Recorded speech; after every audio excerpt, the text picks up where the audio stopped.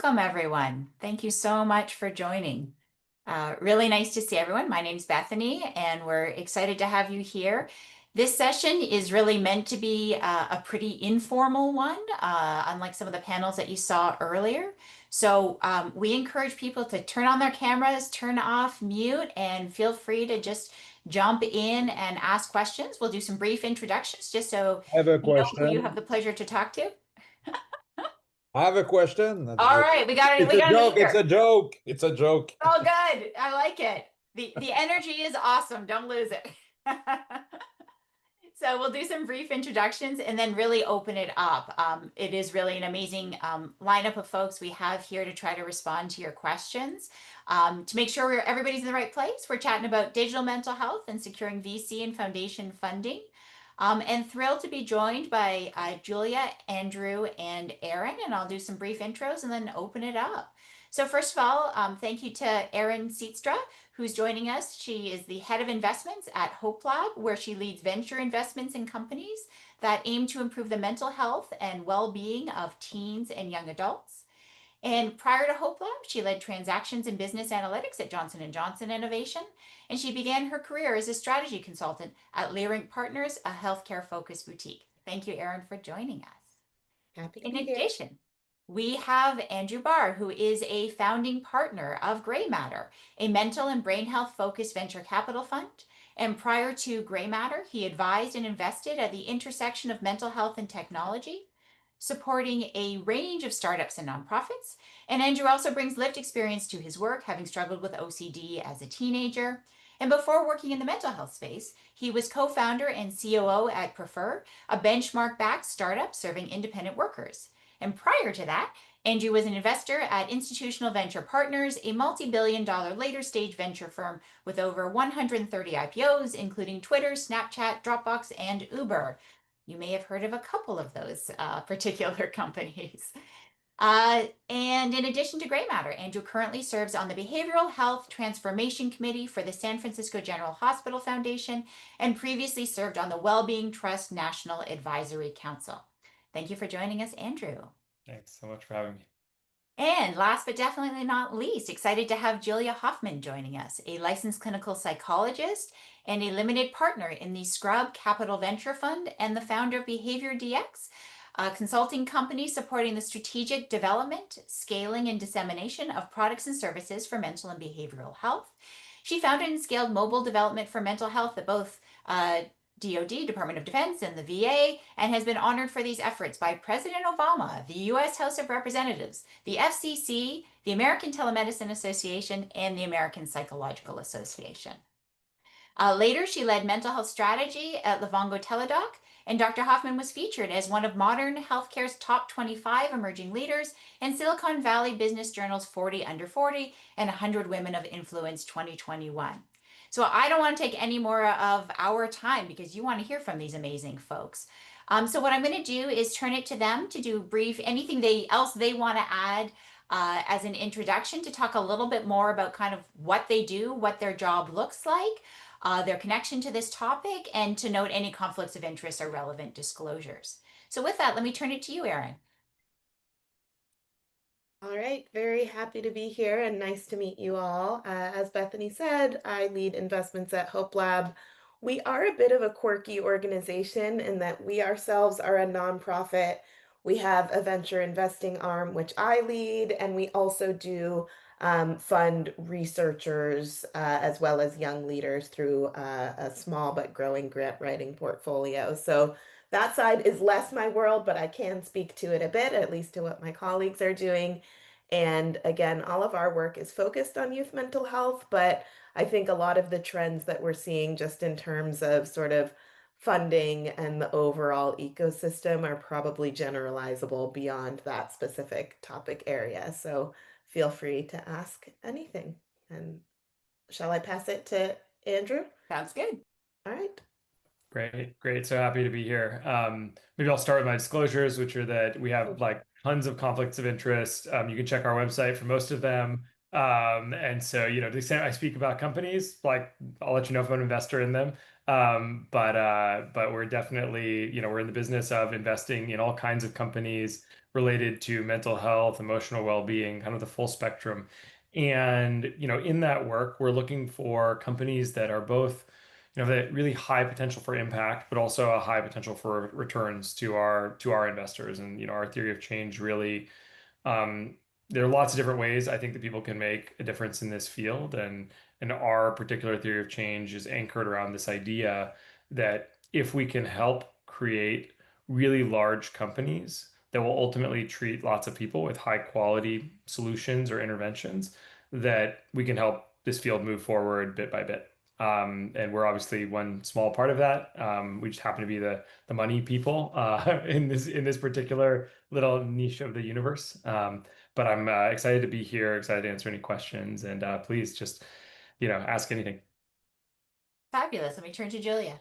Hi, I'm Julia Hoffman. I used to be so proud. I worked for over a decade in the federal government. I used to be so proud of my complete lack of conflicts of interest. That hasn't held since my exit from the federal government. Mostly, I want to say hello to my handful of friends on this call who I haven't seen in some time. So, hello. I hope you have great questions. And Trina, David. My current conflicts, I am a shareholder in a couple of the places where I've been a consultant or worked. I will highlight those as we go if needed. But I think the most important thing for this group to understand is just the difference between me and the other two speakers. I do investing via Scrub Capital, as Bethany noted at the top, but I'm a licensed clinical psychologist. I have a history of working in academia as well as federal government. I understand deeply the translation layer that needs to happen. Oh, Trina, I didn't mean to make you put your camera on, but it's great to see you. So good to see you. So I think that those kinds of questions, those kinds of issues, whether you know you've got them or not, of translating how do I go from here as a psychologist or a researcher to something that someone with money would care about, that's the place where maybe I can be the most helpful out of the crew here. Fantastic. Pierre, I see your hand first. Why don't you start us off? I put my question in the chat. Two questions. First of all, my name is Pierre. I share a poster last hour. I'm the founder of Dr. Ellis.ai, which is a AI companion for men with addictions and mental health illness. Over a year or two of prototype. It goes very well so far. I have two questions. First question, to be transparent, I'm 57 years old. So I'm out of the trend of startup, out of college, stuff like that. So I found it very difficult for me to find partners because I know exactly what I need. And what if I don't find partners? Does that make me unattractive for funding? Second question is, I have an LLC, RTA Intelligence Inc., who developed Dr. Ellis.ai, but some people told me that maybe because you're so involved, I have a little experience with mental health and addiction. And since you're so involved in your product, maybe you could or should think of a nonprofit instead of a profit. Thank you very much. Okay, so the first question was about building a team and how important it is to build a team. Yes, it is very important to build a team. And yes, in my opinion, it is a problem to not be able to build one. So when you think about funding, when I think about funding, you kind of have to know the basic contours of it. It's like if you're a researcher writing grants, you need to have grantsmanship, right? You need to understand sort of how are these judged? What are the categories that I need to fill out?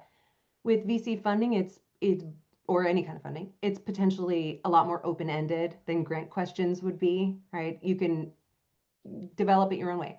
That said, there is a language, and my recommendation is understand the language and the roadmap first. So the roadmap starts at getting a tiny bit of funding for what you're trying to build. So it's seed, you go through Series A, you can read about these things, and I recommend that you do if you're invested. But really, for the investors who look at the earliest stage, in my opinion, I'm sure Andrew and Erin will correct me if they disagree.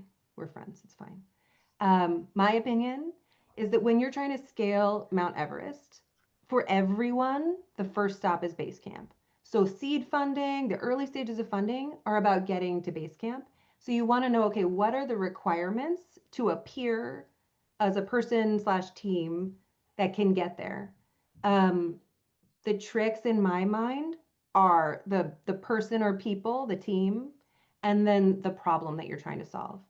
That's the worst news for all of us who are experts here, because we think about the third thing that wasn't on my list, which is product, which is what are you building, right? We're immediately obsessed with what is it and what's in it and is it right and is it evidence-based, but that's actually not as relevant for the first step. First step is exactly the piece that you're having a problem with, Pierre, and you are not alone in that. There are mechanisms for helping people to get matched up because it's challenging to find people outside of our own zone. I think profile of a winning founder in that first get to base camp zone are bias to action is the first one that comes to mind. Again, not something that comes up in academia a lot. We like to think, measure twice, cut once. That's just not the vibe in VC. So it's not necessarily go ahead and cut, but bias to action for sure. And that includes hustling and getting together a team, because that is one of the things that an early stage investor will be looking for. Ability to tell your story, I'm sure that's a lot easier, that kind of stuff. There are pieces that will be easier. One other piece, and then I'll just kick it over to the other folks to answer. But so the ability to simultaneously hold, so we've got our like dialectics, the 500-foot view and the 50,000-foot view. And that's another one that's really hard for researchers and builders and clinicians. So I would say my guidance at this first step is, first of all, yes, I'm sorry, it is a really big problem, but luckily a solvable problem. And there are some mechanisms in place to try and help you to do that. And I before said a it's lot. passed on, Julie, do you want to, if you have any links to those resources that can help with matching, if you want to put them in chat for folks and stuff like that? Sure. I don't feel confident in my links, but if you would like to send me an email, I would be happy to help you get connected with what you need. Thanks. Andrew or And Erin, if anybody would like to send me an email, I will put my email in the, sure. Yeah. thanks. Yeah, I think I agree with all of that. I mean, I think that the team ultimately what we're investing in are like we may be investing sometimes in people with ideas. Sometimes we're investing in companies that have early traction. That's more common that we're like as a firm, we're typically investing in companies where there's a little bit more to talk about and to evaluate even. But at the end of the day, even when we're investing, you're probably only 10% of the way into the journey.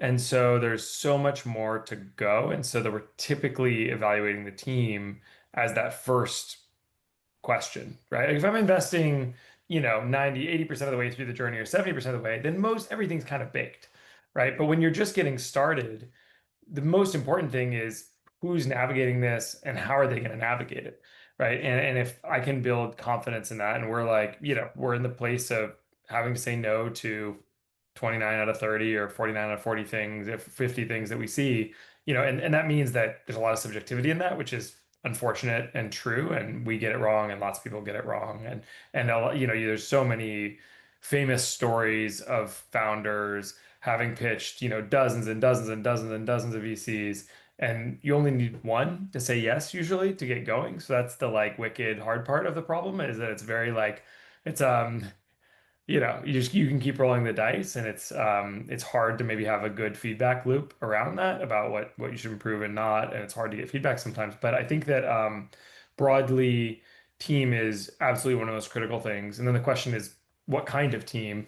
And to Julia's point, I think it's usually a way to, when you're coming with deep expertise in one of these areas, it's important to find the ways to augment the areas where you're not deeper.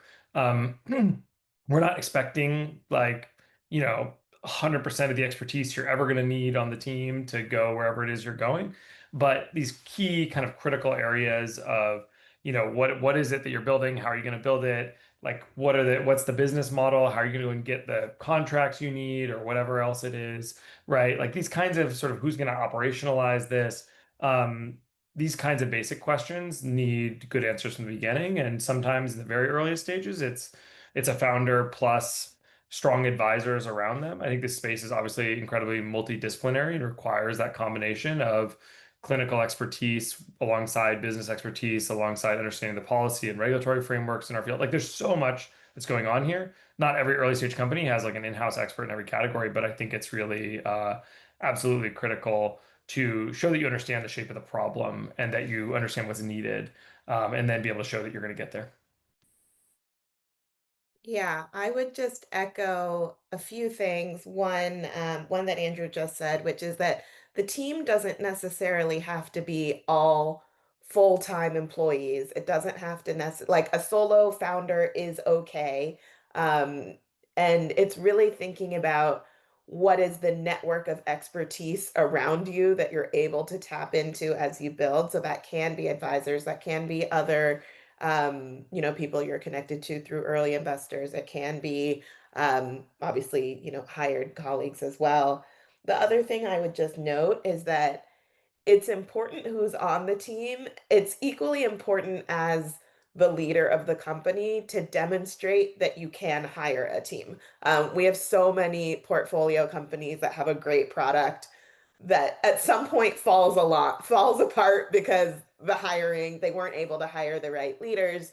They weren't able to sort of inspire people along to the journey, which is ultimately what you need to be able to do to be able to fundraise, to be able to attract customers. And so, of course, the credentials of the team that you start out with are important. That team will evolve. There are people you hire at the earliest stages that wind up not being a fit as you scale, and that's all understood and part of it. But I think one of the leadership capacities that investors are also looking for is this someone who's able to find and attract talent, especially knowing that there are a lot of companies trying to find and attract talent, and that can become a really major differentiator.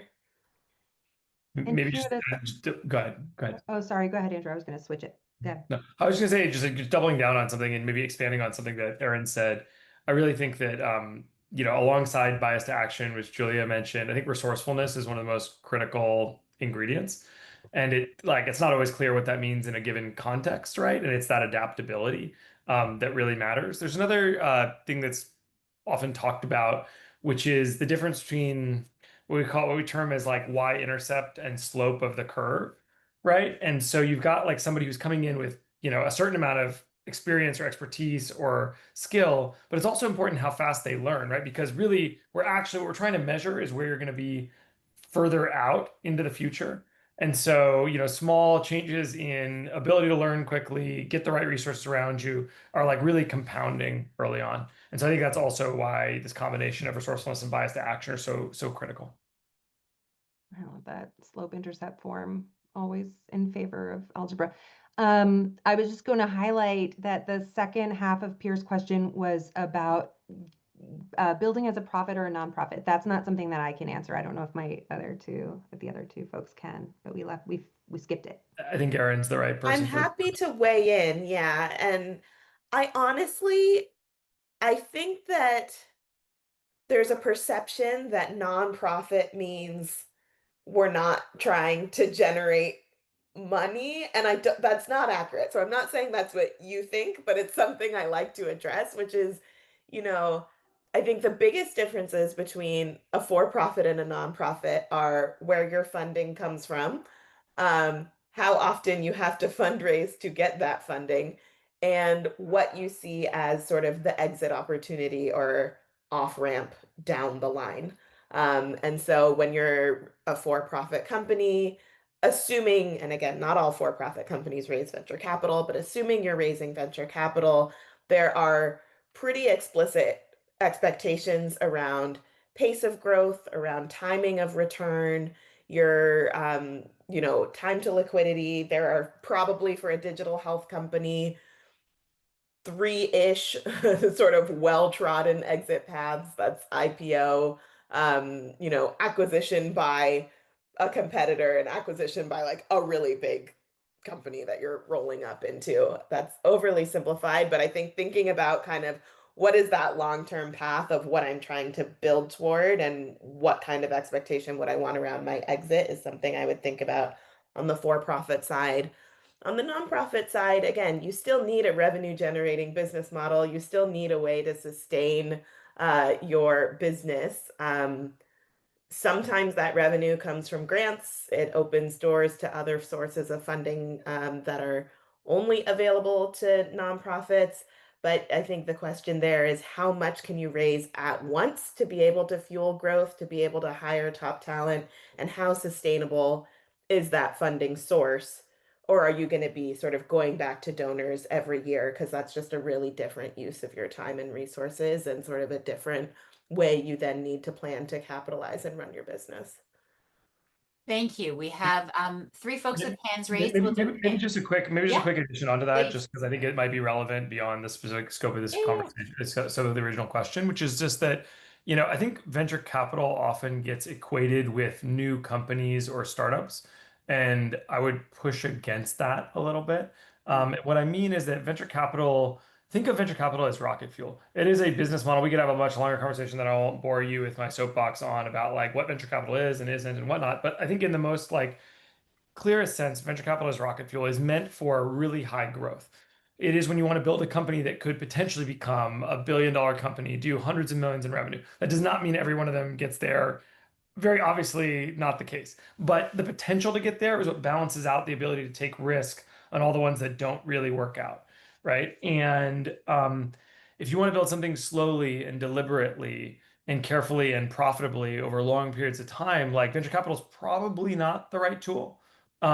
There are many situations where, especially if you're a clinician, maybe you can build, essentially your own practice, which then evolves into something over time, but doesn't need venture capital, nor would it necessarily have the ability to go and reach 100 million in revenue in a few years. And that means that it's probably a bad fit for venture capital as a funding model. And so sometimes I think that founders get in this mode where they're not getting the answer they want from venture capital. And the truth about it is not that they are bad or the idea is bad, it's a bad fit for this particular model of funding. And so there's plenty of others, and we could talk about those. But I think that that's just worth sharing. That I'm not despite the fact that perhaps I sell venture capital for a living, I do find myself quite often suggesting that it's not the right tool for people, depending on what their personal goals are. No, that's super helpful. And I'd love to circle back if we do have time to what some of those other models are that you recommend to people when you don't think it's a good fit. Andrew, you're next, then Ali, then David. Thank you all for being here. I'm a psychiatry resident in UW up in Seattle. Also in a past life, worked in surgical robotics at a startup. And my question is kind of about reimbursement trends. We see a lot of these very interesting tools that I would love to use in my future practice, but a lot of them feel like they're behind a storefront of a telehealth clinic. And so they create cool apps and tools that are, sort of predicated on my patients being part of that clinic, but they might not be, or might not, have the resources to be. And my understanding, at least at this point in my career, is there aren't a lot of great reimbursement mechanisms for me to get paid to review how my patients are using these tools or review remote patient monitoring. And it feels like that has led to this trend of a cool remote patient monitoring tool just ends up being a telehealth clinic. And I'm just wondering if you see that trend being broken with new reimbursement like CPT codes or other ways of these companies getting paid, because I would love to have access to more tools, but it feels like there aren't just a lot of, a grab bag of tools I can send my patients toward. It's sort of a more encompassing clinic that I would send them almost out of my clinic to go to, if that makes sense. So I'm just curious if you have thoughts on reimbursement trends in that area. I don't have good thoughts for you, Andrew, but here are a few thoughts. You can tell who's reported to me here because he laughs at my jokes. I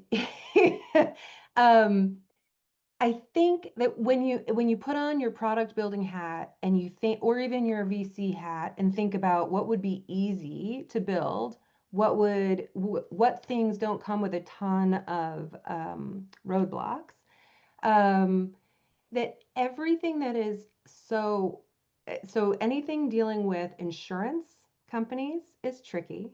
Anything that needs to be integrated into an electronic health record to work is tricky. Anything that involves regulatory sort of oversight in any way is tricky, right? So, and a piece that you probably haven't thought of a lot unless you've worked in startups is go to market strategies. So that means how are we going to actually take our thing and sell it? And there are a lot of different ways to do that, as you can imagine. What you're describing is that you want a direct to consumer solution, right? You don't want to go necessarily through a separate healthcare system that you need to engage with as a provider. You want your consumers to have direct access to something. And so companies that are building something for people to have direct access to need to have enormous budget for advertising. So there's sort of the cost of getting customers.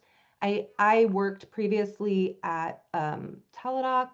So BetterHelp is a wholly owned subsidiary of Teladoc. If you've ever listened to a podcast, I am sure you've heard of BetterHelp or every podcast. You probably hear about it in your dreams. The reason is because as soon as you stop advertising, you stop getting clients. Not quite that dramatic, but the relationship is there. So my guess is that if you are not seeing the tools that you need, it is because the tools that you need are a little bit harder to build and to sell. So it may be a gap in the market. If ultimately your question is a clinical one of how do I assist my patients best with a tool that I believe would be useful, that is probably something that is look upable. I'm sure there are tools that are coming out that we could find that are partially meeting the need. I'm not thinking of anything that's perfect for what you just described right now, but maybe if I noodle on it a little bit, or Andrew or Erin might have ideas. But if you're looking for, is there a gap in the market where I could build something that is useful to others like me? Potentially. The one really challenging, if you go forward with that, note those things that I said were hard. And then additionally note that in my experience, the hardest behavior to change is provider behavior. You can get patients to do stuff. You can sell to companies, whoever it is. Insurers take a long time. Health systems take even longer. Employers are on the shorter end. But so you can change a lot of people's behavior. Changing provider behavior, especially on a one-by-one basis, is the hardest if you don't have any top-down control. So that's probably why it's not happened yet, if it hasn't happened yet. But that's probably as far as I can get you. I've got a couple of just quick thoughts here around like why, I think that we've seen it be challenging to sell pure tools for a lot of the reasons that Julia talked about. But when you kind of think about the broader behavioral health space and you've got a combination of sort of very fragmented, smaller providers, and you have a few, health systems, or you have large, private equity style roll-ups, but there's some of that supply of providers is aggregated. But most large health systems, behavioral health is not one of their core priorities from a revenue generation or profit maximization perspective. And what that ultimately means is that it's not an area of huge investment in tools. And companies, meaning startups or people developing interesting new tools, have found it challenging to, as much as it would be cleaner actually as a VC pitch to say, hey, look, I have this great tool and I'm just going to sell it to providers and they're going to pay me and I'm going to have a nice software business or whatnot. We haven't seen those work broadly. Doesn't mean they won't work in the future. I think there's a bunch of nice asterisks to this where you're seeing adoption of AI at the provider level for, let's say, scribing tools or other things like that, that maybe downstream will open up some really interesting possibilities over the coming year or two.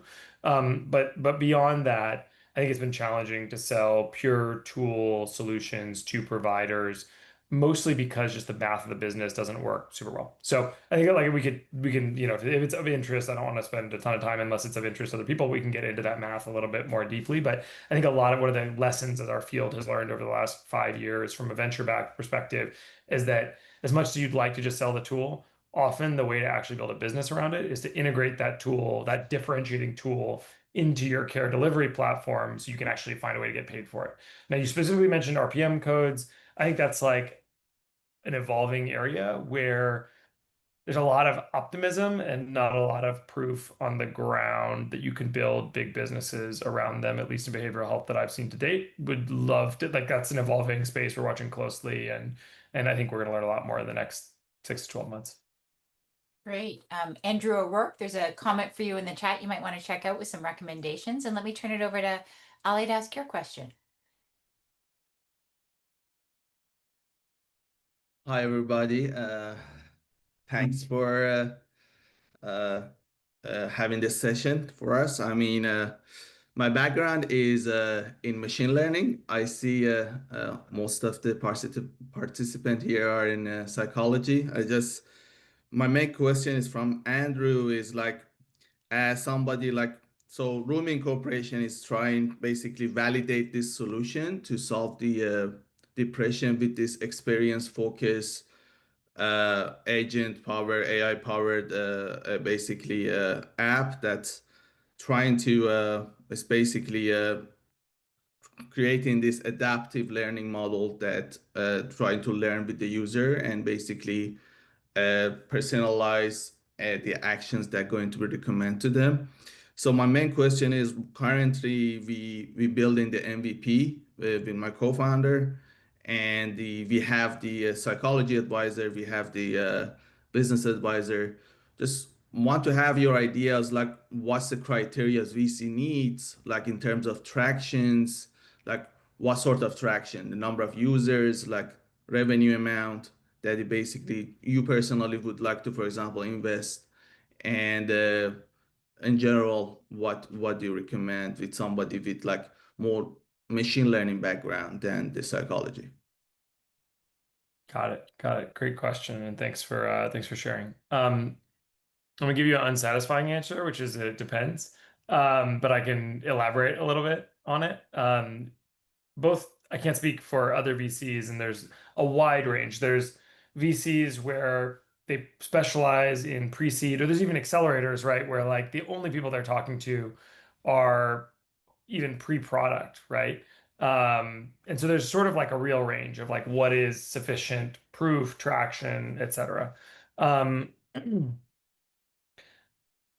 I think that for us specifically, we're typically the sweet spot for us is around the seed stage. There's typically a product, maybe that product has a little bit of revenue, that we can see the path to scalability. That's the really important part. There's a lot of businesses that won't scale. And it's, there's a lot of businesses that can get to some amount of traction and won't like be able to keep compounding that. And that's what's really important for us. So that's the hard part about our job is telling or trying to tell when something has early traction that we think unfortunately will not be able to scale for many, many years to come or compound, and trying to discern that from the ones that will.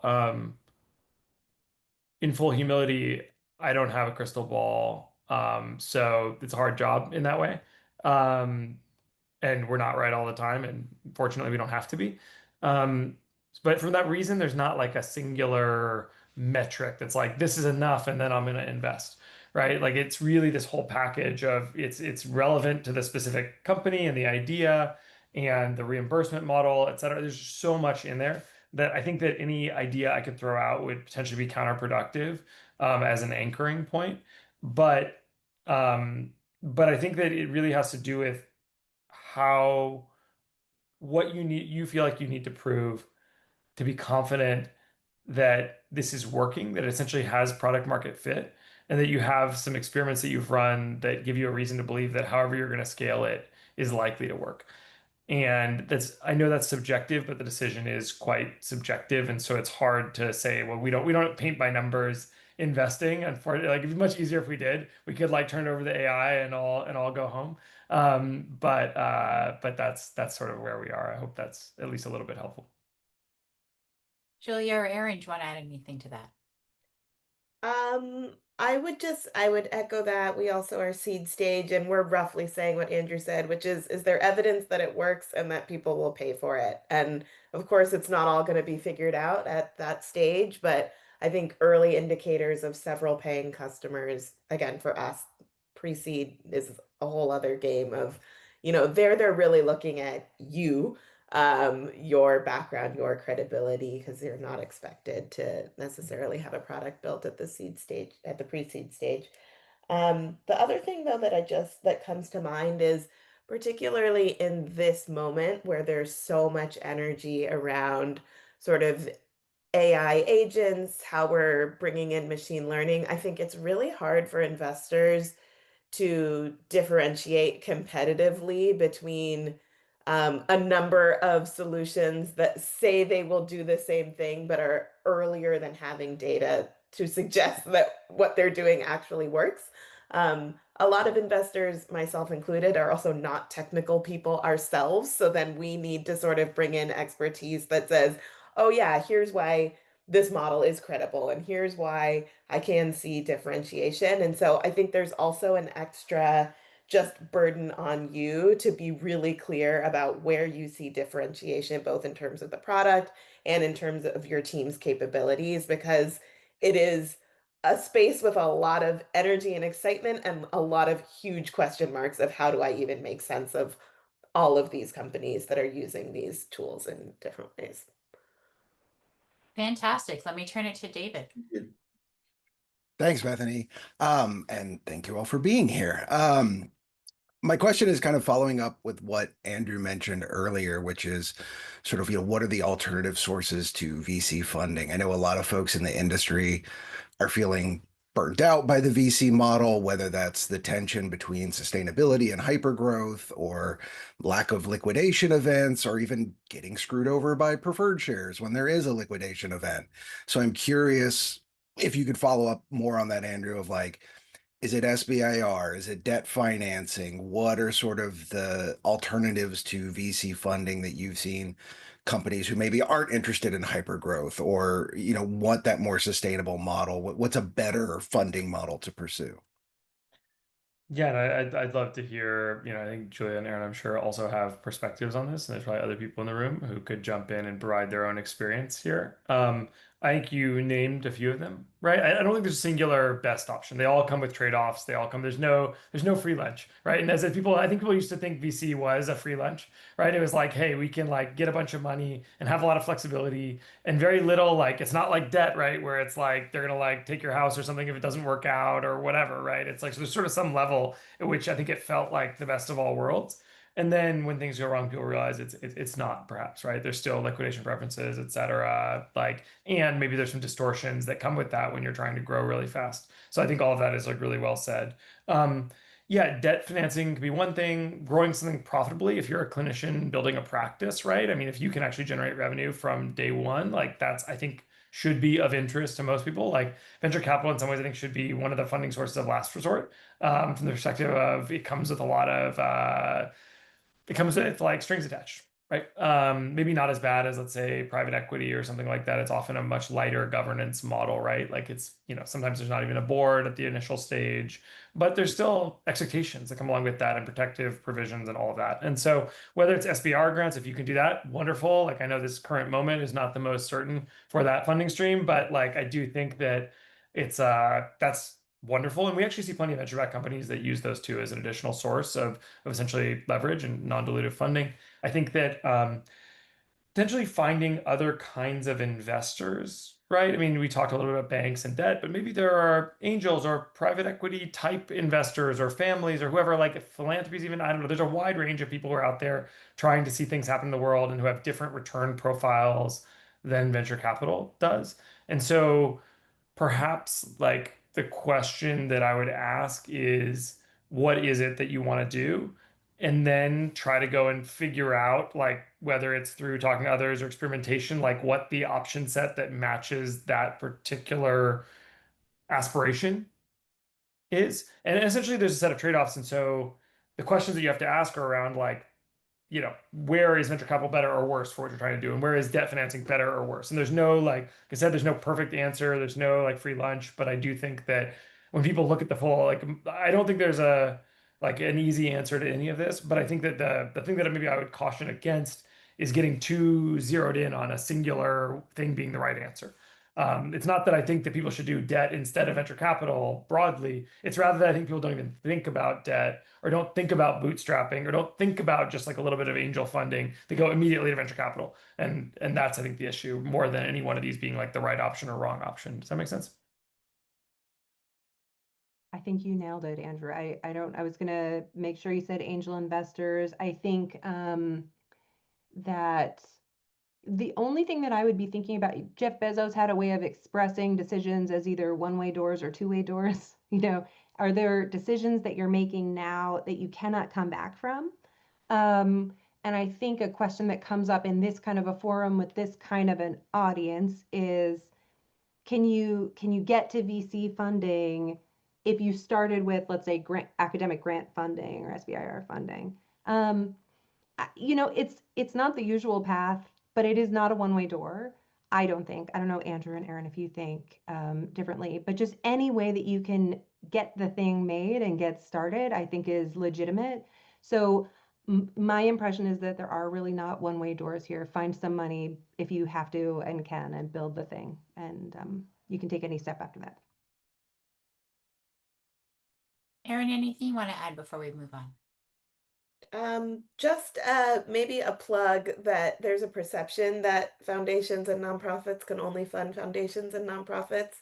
And a lot of the other organizations we collaborate with are getting more creative about ways to fund startups as well. So I would just include them in your search as well. Clearly some trial and error is going to be involved as people figure out the path that's right. This is great. Daniel. Yes, hello. First of all, thank you to everyone for hosting this. I'm a biomedical engineer. That's my background, and I've been wanting to delve into the digital health space since I have experience with product development. I have some initial just baby ideas, is what I'm calling them now. But my question to you all are: what are the biggest mistakes you see early stage digital mental health startups making that hurt their fundability?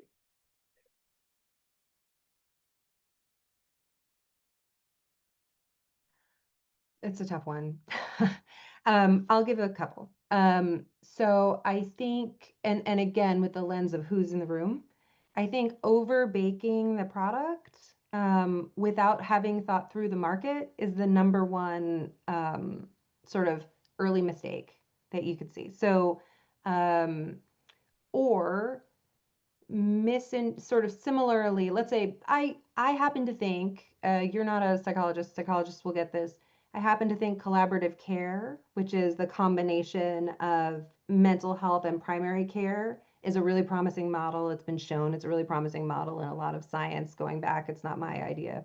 But is it a model that makes economic sense in the real world? Can we make that happen?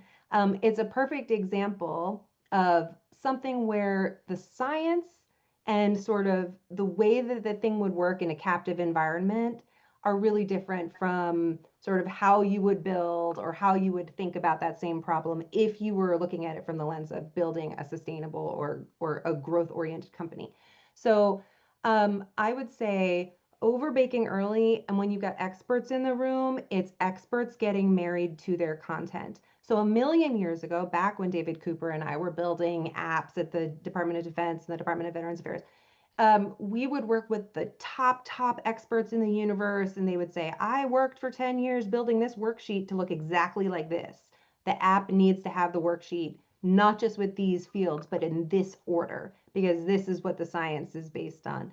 And so the job of the expert product owner in that case is to figure out, okay, which pieces of this science are actually really critical to the functioning of the product, and which pieces are a person who's invented something, a person who has a scientific achievement that is too close to their baby, right?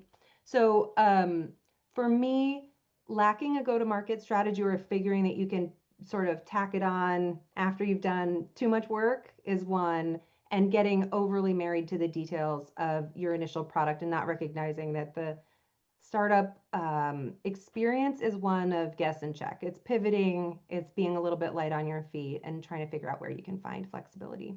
That's mine. Yeah, just two, I would add complementary to Julia's. One is assuming that because this is something that works, that people will use it. Like there's just none of these products sell themselves, even when it feels obvious that they should. So again, there's just so much understanding of the market that needs to be in place, and gentle navigating that has to happen at all times forever for these things to work out. And so sort of that deep understanding of the market can be missing. And I think on that front, there's kind of this tension between wanting to disrupt the system and accepting the system as it is, right? And, longer term, it's great if you're able to demonstrate, okay, we built something that really works, people are paying for it, and now they're thinking differently about how they're paying for it. That might be a longer term goal, but I think a realistic view of this is how things get paid for today. These are the incentives that we need to align for someone to pay for this, I think are just sometimes overlooked. The second piece I would say, and this is so general, but I I am surprised when I meet companies how many of them have not done a competitive landscape, and don't realize how many other people are building really similar solutions to the same problem. And again, like there will be competition. It doesn't mean that you shouldn't build the thing. But I think being more aware of who else is out there, how you might partner, how you might be complementary, or being really clear about how you're different, is just something I see happen a lot. I love all of those. They're really, I mean, they basically are the same ones that I would say, I think broadly the biggest, like, and just to push, like, I want to really hammer home what Julia said off the bat about not thinking enough about the business side. It's not just a clinician problem, to be clear. I think it's true across, most people come to this space, the personal experience, as I do as well. And they want to see something different in the world. And I like desperately want to see a level of innovation and progress in our field. But if you're going to work within the for-profit context, like the theory of change is sort of anchored around making money at some level. Like that kind of you're trying to build a machine that will work better if it makes more money.